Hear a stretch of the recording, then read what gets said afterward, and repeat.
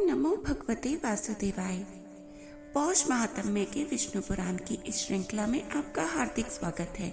आइए आज शुरू करते हैं हम एक अध्याय जिसका कि शीर्षक है विष्णु भगवान की विभूति और जगत की व्यवस्था का वर्णन। श्रवण करने से पहले कृपया हमें सब्सक्राइब करें, अधिकाधिक शेयर व लाइक करें और कमेंट बॉक्स में अवश्य लिखें जय हरि विष्णु। श्री पराशर जी बोले, पूर्व काल में महर्षियों ने जब महाराज पृथु को राज्य पद पर अभिषिक्त किया था तो लोक पितामह श्री ब्रह्मा जी ने भी क्रम से राज्यों का बंटवारा किया। ब्रह्मा जी ने नक्षत्र, ग्रह, ब्राह्मण, संपूर्ण वनस्पति और यज्ञ तथा तप आदि के राज्य पर चंद्रमा को नियुक्त किया। इसी प्रकार विश्रवा के पुत्र कुबेर जी को राजाओं का, वरुण को जलों का, विष्णु को आदित्यों का और अग्नि को वसुगणों का अधिपति बनाया। दक्ष को प्रजापतियों का, इंद्र को मरुदगण का तथा प्रहलाद जी को दैत्य और दानवों का आधिपत्य दिया। पितृगण के राज्य पद पर धर्मराज यम को अभिषिक्त किया और संपूर्ण गजराजों का स्वामित्व ऐरावत को दिया। गरुड़ को पक्षियों का, इंद्र को देवताओं का, उच्चैश्रवा को घोड़ों का, वृषभ को गोओं का अधिपति बनाया गया। प्रभु ब्रह्मा जी ने समस्त मृगों अर्थात वन्य पशुओं का राजा सिंह को दिया और सर्पों का स्वामी शेषनाग को बनाया। स्थावरों का स्वामी हिमालय को, मुनि जनों का कपिल देव जी को और नख तथा दाढ़ वाले मृग गण का राजा व्याघ्र अर्थात बाघ को बनाया तथा पलक्ष पाकड़ को वनस्पतियों का राजा किया। इसी प्रकार ब्रह्मा जी ने और जातियों के प्राधान्य की भी व्यवस्था की। इस प्रकार राज्यों का विभाग करने के अनंतर प्रजापतियों के स्वामी ब्रह्मा जी ने सब और दिक्पालों की स्थापना की। उन्होंने पूर्व दिशा में वैराज प्रजापति के पुत्र राजा सुधन्वा को दिक्पाल पद पर अभिषिक्त किया तथा दक्षिण दिशा में कर्दम प्रजापति के पुत्र राजा शंख पद की नियुक्ति की। कभी च्युत न होने वाले राजस पुत्र महात्मा केतुमान को उन्होंने पश्चिम दिशा में स्थापित किया और पर्जन्य प्रजापति के पुत्र अति दुर्धर्ष राजा हिरण्य रोमा को उत्तर दिशा में अभिषिक्त किया। वे आज तक 7 द्वीप और अनेक नगरों से युक्त इस संपूर्ण पृथ्वी को अपने अपने विभाग अनुसार धर्मपूर्वक पालन करते हैं।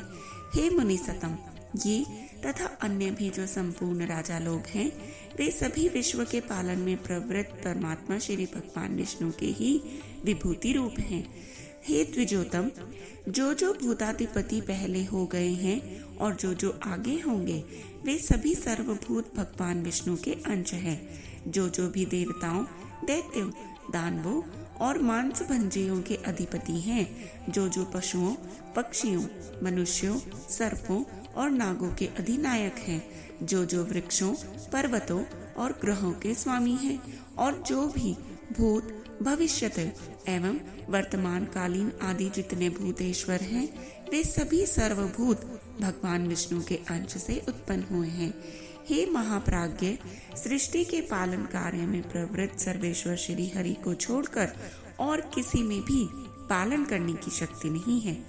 रज और सत्व आदि गुणों के आश्रय से वे सनातन प्रभु ही जगत की रचना के समय रचना करते हैं, स्थिति के समय पालन करते हैं और अंत समय में काल रूप से संहार करते हैं।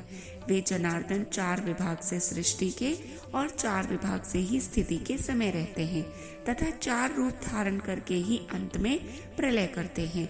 एक अंश से वे अव्यक्त स्वरूप ब्रह्मा होते हैं, दूसरे अंश से मरीचि आदि प्रजापति होते हैं, उनका तीसरा अंश काल है और चौथा संपूर्ण प्राणी। इस प्रकार वे रजोगुण विशिष्ट होकर 4 प्रकार से सृष्टि के समय स्थित होते हैं।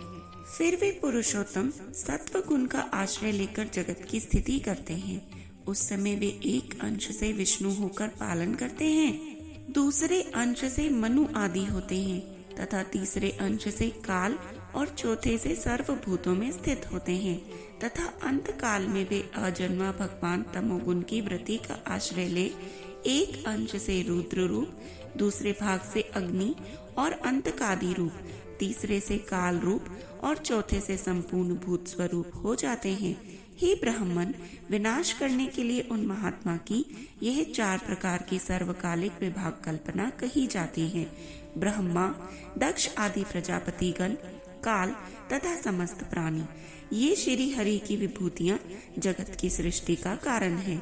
हे द्विज, विष्णु, मनु आदि, काल और समस्त भूतगण, ये जगत की स्थिति के कारण रूप भगवान विष्णु की विभूतियां हैं, तथा रुद्र, काल, अंतकादि और सकल जीव, श्री जनार्दन की ये 4 विभूतियां प्रलय के कारण रूप है। हे द्विज, जगत के आदि और मध्य में तथा प्रलय पर्यंत भी ब्रह्मा, मरीचि आदि तथा भिन्न भिन्न जीवों से ही सृष्टि हुआ करती है। सृष्टि के आरंभ में पहले ब्रह्मा जी रचना करते हैं, फिर मरीचि आदि प्रजापतिगण और तदंतर समस्त जीव क्षण क्षण में संतान उत्पन्न करते रहते हैं। हे द्विज, काल के बिना ब्रह्मा, प्रजापति एवं अन्य समस्त प्राणी भी सृष्टि रचना नहीं कर सकते। अतः भगवान काल रूप विष्णु ही सर्वदा सृष्टि के कारण है। हे मैत्रेय, इसी प्रकार जगत की स्थिति और प्रलय, इसमें भी उन देव देव के 4 विभाग बताए गए हैं। हे द्विज, जिस किसी जीव द्वारा जो कुछ भी रचना की जाती है, उस उत्पन्न हुए जीव की उत्पत्ति में सर्वथा श्री हरि का शरीर ही कारण है। हे मैत्रेय, इसी प्रकार जो कोई स्थावर जंगम भूतों में से किसी को नष्ट करता है, वह नाश करने वाला भी श्री जनार्दन का अंतकारक रौद्र रूप ही है। इस प्रकार वे जनार्दन देव ही समस्त संसार के रचयिता, पालन करता और संहारक हैं, तथा वे ही स्वयं जगत रूप भी हैं। जगत की उत्पत्ति, स्थिति और अंत के समय वे इसी प्रकार तीनों गुणों की प्रेरणा से प्रवृत्त होते हैं, तथापि उनका परम पद महान निर्गुण है। परमात्मा का यह स्वरूप ज्ञान में व्यापक, समसंवेद अर्थात स्वयं प्रकाश और अनुपम है, तथा वह भी 4 प्रकार का ही है। श्री मैत्रेय जी बोले, हे मुनि, आपने जो भगवान का परम पद कहा, वह 4 प्रकार का कैसे है? यह आप मुझसे विधि पूर्वक कहिए। श्री पराशर जी बोले, हे मैत्रेय, सब वस्तुओं का जो कारण होता है, वही उनका साधन भी होता है, और जिस अपनी अभिमत वस्तु की सिद्धि की जाती है, वही साध्य कहलाती है। मुक्ति की इच्छा वाले योगी जनों के लिए प्राणायाम आदि साधन है, और पर ब्रह्म ही साध्य है, जहाँ से फिर लौटना नहीं पड़ता। हे मुने, जो योगी की मुक्ति का कारण है, वह है साधना लंबन ज्ञान। यही उस ब्रह्मभूत परम पद का प्रथम भेद है। क्लेश बंधन से मुक्त होने के लिए योगाभ्यासी योगी का साध्य रूप जो ब्रह्म है, हे वामुने, उसका ज्ञान ही आलंबन विज्ञान नामक दूसरा भेद है। इन दोनों साध्य साधनों का अभेद पूर्वक जो अद्वैत में ज्ञान है, उसी को मैं तीसरा भेद कहता हूँ। और हे महामुने, उक्त तीनों प्रकार के ज्ञान की विशेषता का निराकरण करने पर अनुभव हुए आत्म स्वरूप के समान ज्ञान स्वरूप भगवान विष्णु का जो निर्व्यापार, अनिर्वचनीय, व्याप्ति मात्र, अनुपम, आत्मबोध स्वरूप, सत्ता मात्र, अलक्षण, शांत, अभय, शुद्ध, भावनातीत और आश्रयहीन रूप है, वह ब्रह्म नामक ज्ञान उसका चौथा भेद है। हे द्विज, जो योगी जन अन्य ज्ञानों का निरोध कर इस चौथे भेद में ही लीन हो जाते हैं, वे इस संसार क्षेत्र के भीतर बीजारोपण रूप कर्म करने में निर्बीज रहते हैं। अर्थात वे लोक संग्रह के लिए कर्म करते भी रहते हैं, तो भी उन्हें उन कर्मों का कोई पाप पुण्य रूप फल प्राप्त नहीं होता। इस प्रकार का वह निर्मल, नित्य, व्यापक, अक्षय और समस्त हे गुणों से रहित विष्णु नामक परम पद है। पुण्य पाप का क्षय और क्लेशों की निवृत्ति होने पर जो अत्यंत निर्मल हो जाता है, वही योगी उस पर ब्रह्म का आश्रय लेता है, जहाँ से वह फिर कभी नहीं लौटता। उस ब्रह्म के मूर्त और अमूर्त 2 रूप हैं, जो क्षर और अक्षर रूप से समस्त प्राणियों में स्थित हैं। अक्षर ही वह परब्रह्म है और अक्षर ही संपूर्ण जगत है। जिस प्रकार एक देशीय अग्नि का प्रकाश सर्वत्र फैला रहता है, उसी प्रकार यह संपूर्ण जगत पर ब्रह्म की ही शक्ति है। हे मैत्रेय, अग्नि की निकटता और दूरता के भेद से जिस प्रकार उसके प्रकाश में भी अधिकता और न्यूनता का भेद रहता है, उसी प्रकार ब्रह्म की शक्ति में भी तारतम्य है। हे ब्राह्मण, ब्रह्मा, विष्णु और शिव ब्रह्मा की प्रधान शक्तियां हैं। उनसे न्यून देवगण हैं और उनके अनंतर दक्ष आदि प्रजापतिगण हैं। उनसे भी न्यून मनुष्य, पशु, पक्षी, मृग और सरीसर्प आदि हैं तथा उनसे भी अत्यंत न्यून वृक्ष, गुल्म और लता आदि हैं। अतः हे मुनिवर, आविर्भाव, उत्पन्न होना, तिरोभाव, छिप जाना, जन्म और नाश आदि विकल्प युक्त भी यह संपूर्ण जगत में वास्तव में नित्य और अक्षय ही है। सर्वशक्ति में विष्णु ही ब्रह्म के पर स्वरूप तथा मूर्त रूप है, जिनका योगी जन योगारंभ के पूर्व चिंतन करते हैं। हे मुने, जिनमें मन को सम्यक प्रकार से निरंतर एकाग्र करने वालों को आलंबन युक्त सबीज अर्थात संपर्जात महायोग की प्राप्ति होती है। हे महाभाग, हे सर्व ब्रह्म, श्री विष्णु भगवान समस्त पराशक्तियों में प्रधान और ब्रह्म के अत्यंत निकटवर्ती मूर्त ब्रह्म स्वरूप है। हे मुने, उन्हीं में यह संपूर्ण जगत ओतप्रोत है और उन्हीं से उत्पन्न हुआ है, उन्हीं में स्थित है और स्वयं वे ही समस्त जगत है।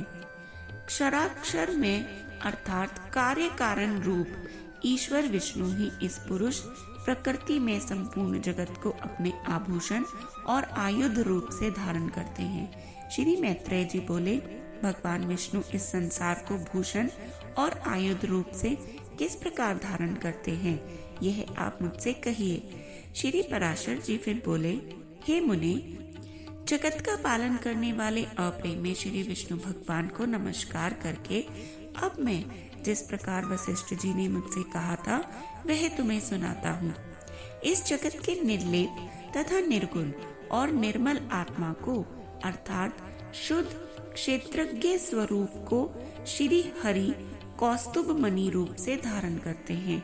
श्री अनंत ने प्रधान को श्री वत्स रूप से आश्रय दिया है और बुद्धि श्री माधव की गदा रूप से स्थित है। भूतों के कारण तामस अहंकार और इंद्रियों के कारण राजस अहंकार, इन दोनों को वे शंख और शांग्र धनुष रूप से धारण करते हैं। अपने वेग से पवन को भी पराजित करने वाला अत्यंत चंचल सात्विक अहंकार रूप मन श्री विष्णु भगवान के कर कमलों में स्थित चक्र का रूप धारण करता है। हे द्विज, भगवान गदाधर की जो मुक्ता माणिक्य मरकत इंद्रनील और हीरकमयी पंच रूपा वैजंती माला है, वह पंच तन्मात्राओं और पंचभूतों का ही संघात है। जो ज्ञान और कर्ममयी इंद्रियां हैं, उन सबको श्री जनार्दन भगवान बाण रूप से धारण करते हैं। भगवान अच्युत जो अत्यंत निर्मल खड्ग धारण करते हैं, वह अविद्यामय कोश से आच्छादित विद्यामय ज्ञान ही है।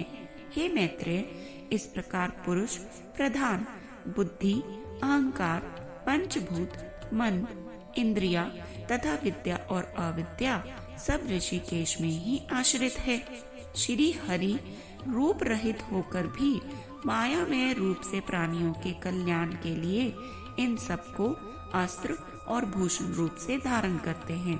इस प्रकार वे कमल नयन परमेश्वर सविकार प्रधान अर्थात निर्विकार पुरुष तथा संपूर्ण जगत को धारण करते हैं। जो कुछ भी विद्या, अविद्या, सत, असत तथा अव्यय रूप है, हे मैत्रेय, वह सब सर्वभूतेश्वर श्री मधुसूदन में ही स्थित है। कला, काष्ठा, निमेष, दिन, ऋतु, अयन और वृष रूप से वे काल स्वरूप निष्पाप अव्यय श्री हरि ही विराजमान है। हे मुनि श्रेष्ठ, भूलोक, भूर्वलोक और स्वरलोक तथा महा, जन, तप और सत्य आदि सातों लोक भी सर्वव्यापक भगवान ही हैं। सभी पूर्वजों के पूर्वज तथा समस्त विद्याओं के आधार श्री हरि ही हैं। स्वयं लोक में स्वरूप से स्थित हैं। निराकार और सर्वेश्वर श्री अनंत ही भूत स्वरूप होकर देव, मनुष्य और पशु आदि नाना रूपों में स्थित हैं।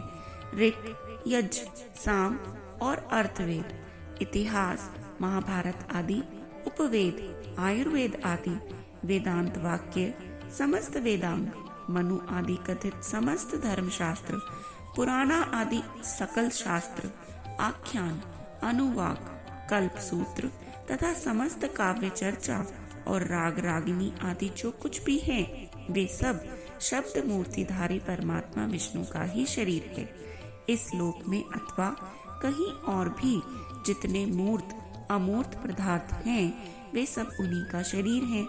मैं तथा यह संपूर्ण जगत जनार्दन श्री हरि का ही है। उनसे भिन्न और कुछ भी कार्य कारण आदि नहीं है।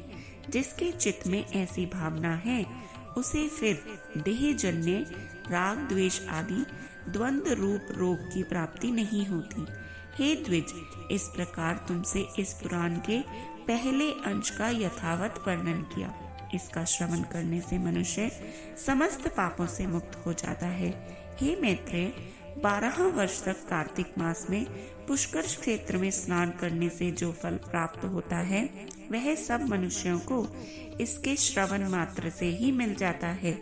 हे मुनि, देव, ऋषि, गंधर्व, पितृ और यक्ष आदि की उत्पत्ति का श्रवण करने वाले पुरुष वे देवादि वरदायक हो जाते हैं। जय श्री हरि। श्री विष्णु पुराण द्वितीय अंश पहला अध्याय, जिसका शीर्षक है प्रिय व्रत के वंश का वर्णन। श्री मैत्रेय जी बोले, हे भगवान, हे गुरु, मैंने जगत की सृष्टि के विषय में आपसे जो कुछ पूछा था, वह सब आपने मुझसे भली प्रकार कह दिया। हे मुनि श्रेष्ठ, जगत की सृष्टि संबंधी आपने जो यह प्रथम अंश कहा है, उसकी एक बात मैं और सुनना चाहता हूँ। स्वयंभू मनु के जो प्रियव्रत और उत्तानपाद 2 पुत्र थे, उनमें से उत्तानपाद के पुत्र ध्रुव के विषय में तो आपने कहा, किंतु हे द्विज, आपने प्रियव्रत की संतान के विषय में कुछ भी नहीं कहा। अतः मैं उनका वर्णन सुनना चाहता हूँ, सो आप प्रसन्नता पूर्वक कहिए।